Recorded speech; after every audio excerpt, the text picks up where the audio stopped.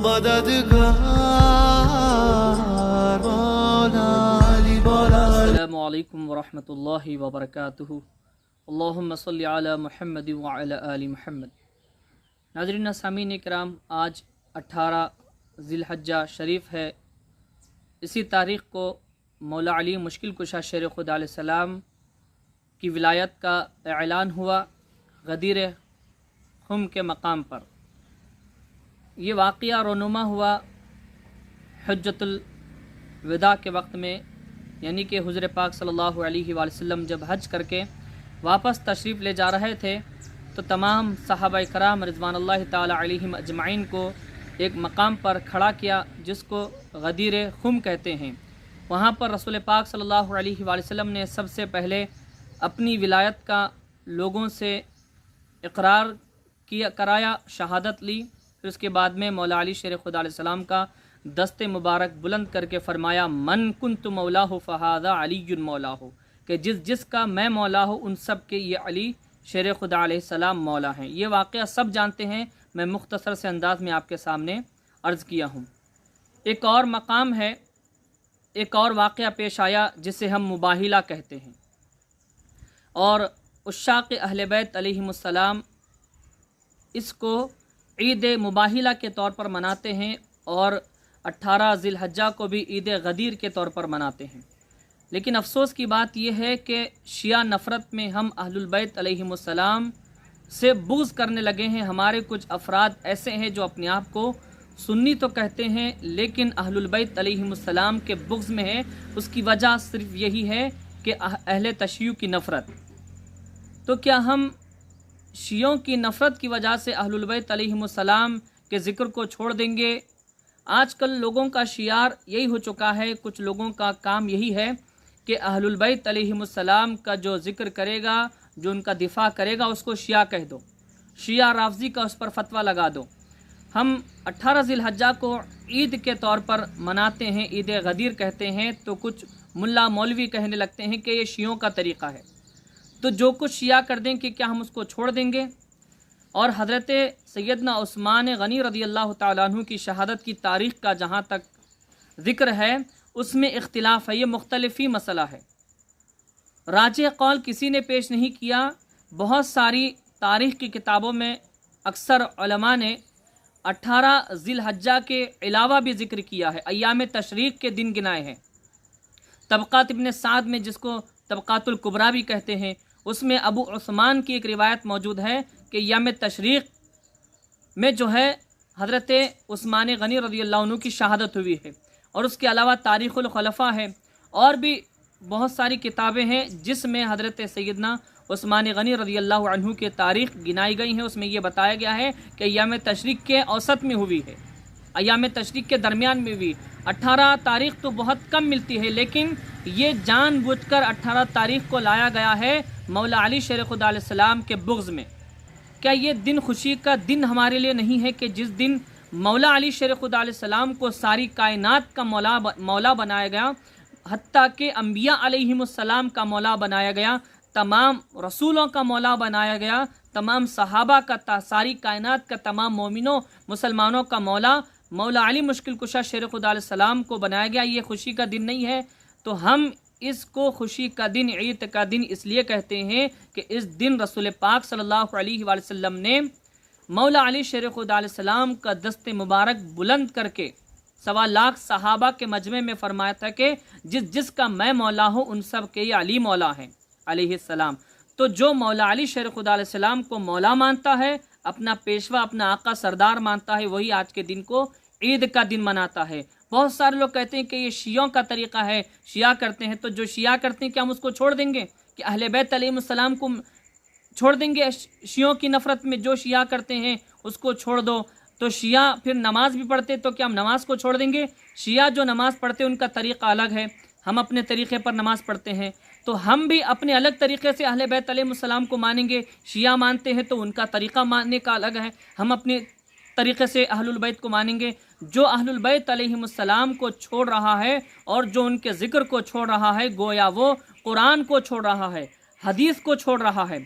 अब ऐसे ही ईद मुबाहिला, हम इसको ईद मुबाहिला कहते हैं। ईसाइयों से रसूल पाक सल्लल्लाहु अलैहि वसल्लम ने मुबाहिला किया। आयत मुबाहिला मौजूद है, फ़कुल ताअलू नदउ अबनाअना व अबनाकुम व निसाअना व निसाकुम व अनफुसना व अनफुसकुम सुम्मा नबतहिल फनजअल लानतल्लाहि अलल काज़िबीन। यह आयत मुबाहिला है। हुज़ूर पाक सल्लल्लाहु अलैहि वसल्लम को खुद अल्लाह तबारक व तआला ने हुक्म दिया था कि आप ईसाइयों को जो है मुबाहिले की दावत दीजिए। उनसे कहिए कि हम अपनी औलाद को लाते हैं, तुम अपनी औलादों को लाओ, हम अपनी औरतों को लाते हैं, तुम अपनी औरतों को लाओ, हम अपने नफ्सों को लाते हैं, तुम अपने नफ्सों को लाओ। तो रसूल पाक सल्लल्लाहु अलैहि वसल्लम किसको ले गए थे? हज़रत सैयदना मौला अली मुश्किल कुशा शेर खुदा अलैहिस्सलाम को ले गए। सैयदा कायनात तैयबा ताहिरा आबिदा जाहिदा फ़ातिमा ज़हरा सलामुल्लाहि ताला अलैहा को लेकर गए। हज़रत सैयदना हसनैन करीमैन अलैहिस्सलाम को लेकर गए थे। और ईसाइयों की एक जो है बड़ी जमात वहाँ पर आई थी। तो जैसे ही इन नूरानी चेहरों को उन्होंने देखा तो वो हैरान परेशान हो गए। तो ईसाइयों की उस वक्त में शिकस्त हुई, वो मुबाहिला हार चुके थे, तो इस्लाम की जीत हुई थी। तो जो दिन इस्लाम की जीत का दिन है, जिस दिन इस्लाम जीत गया, मुबाहिला जो है मुसलमान जीत गए, हमारे नबी पाक सल्लल्लाहु अलैहि वसल्लम और अहलुल बैत अलैहिमुस्सलाम ईसाइयों से मुबाहिला जीत चुके, तो क्या वो हमारे लिए खुशी का दिन नहीं है? यकीनन खुशी का दिन है। तो इसीलिए कि इस्लाम जो है हमारा उस वक्त में हक साबित हुआ था, जीत गया था, तो इसी वजह से हम उसको भी खुशी का दिन मनाते, ईद का दिन मनाते हैं। बहुत सारी ऐसी जो है तारीखें गुजरी, बहुत सारे ऐसे दिन हैं जिसमें हम ईद का दिन बतौर खुशी के मनाते हैं। लेकिन कुछ लोगों के पेट में दर्द होता है, कहते हैं कि शियों का तरीक़ा है, तो शिया करते हैं तो उनका करने का तरीक़ा अलग है। क्या हम मुसलमान नहीं हैं? क्या मुबाहिला हमारे लिए नहीं हुआ? कि क्या नबी पाक सल्लल्लाहु अलैहि वसल्लम हमारे लिए नबी नहीं है? क्या नबी पाक सल्लल्लाहु अलैहि वसल्लम की अहलुल बैत अलैहिमुस्सलाम क्या हमारे लिए नहीं है? यकीनन है। कुरान करीम में अहलुल बैत अलैहिमुस्सलाम की मोहब्बत को फ़र्ज़ करार दिया गया। कुल ला अस्अलुकुम अलैहि अजरन इल्लल मवद्दत फ़िल क़ुरबा, कि हबीब पाक सल्लल्लाहु अलैहि वसल्लम आप फरमा दीजिए कि अल्लाह तबारक व तआला उनसे कोई बदला, कोई उजरत नहीं मांगता, मगर अहलुल बैत अलैहिमुस्सलाम की मवद्दत मांगता है, मोहब्बत मांगता है। तो हम पर अहलुल बैत अलैहिमुस्सलाम की मोहब्बत को अल्लाह तबारक व तआला ने फ़र्ज़ कर दिया है। तो क्या शिया अहलुल बैत अलैहिमुस्सलाम को मानते हैं, तो क्या हम छोड़ देंगे अहलुल बैत को? क्या कुरान करीम को छोड़ देंगे? नहीं। रसूल पाक सल्लल्लाहु अलैहि वसल्लम हमारे लिए दो चीज़ों को छोड़ कर गए हैं, एक कुरान करीम और एक अहलुल बैत अलैहिमुस्सलाम। इसी तरह एक और हदीस मुबारका है, इन्नी तारिकुन फ़ीकुम खलीफतैन, कि मैं तुम में दो खलीफा छोड़ कर जा रहा हूँ, एक कुरान करीम है और दूसरी अहलुल बैत अलैहिमुस्सलाम। दो भारी चीज़ें जो नबी पाक सल्लल्लाहु अलैहि वसल्लम अपनी उम्मत के लिए छोड़ कर गए हैं हिदायत के लिए, वो एक कुरान करीम है और अहलुल बैत। दो खलीफा हैं, एक कुरान करीम और दूसरी अहलुल बैत अलैहिमुस्सलाम। तो हमें इन दोनों को पकड़ कर रहना है। अगर हम सिर्फ कुरान कुरान कुरान करेंगे, अहलुल बैत को छोड़ देंगे, तो हम गुमराह हो जाएंगे। अगर हम अहलुल बैत अलैहिमुस्सलाम का दामन पकड़ेंगे तो कभी भी गुमराह नहीं होंगे। आजकल हमारा यही तरीका हो गया, हमारा नज़रिया, हमारा अकीदा यही हो गया है कि शिया नफ़रत में हम अहलुल बैत को भी छोड़ चुके हैं। अहलुल बैत अलैहिमुस्सलाम के ज़िक्र से लोगों को रोक रहे हैं, खुद भी रुक चुके हैं। तो ये हमारे लिए दुनिया और आखिरत में कामयाबी का ज़रिया है। क्या? अहलुल बैत अलैहिमुस्सलाम का ज़िक्र और उनकी मोहब्बत। अहलुल बैत अलैहिमुस्सलाम का भी सवाल होगा हशर के मैदान में, जब हिसाब किताब होगा तो इनका भी हमसे हिसाब किताब लिया जाएगा। अहलुल बैत अलैहिमुस्सलाम की मोहब्बत का भी सवाल हमसे होगा।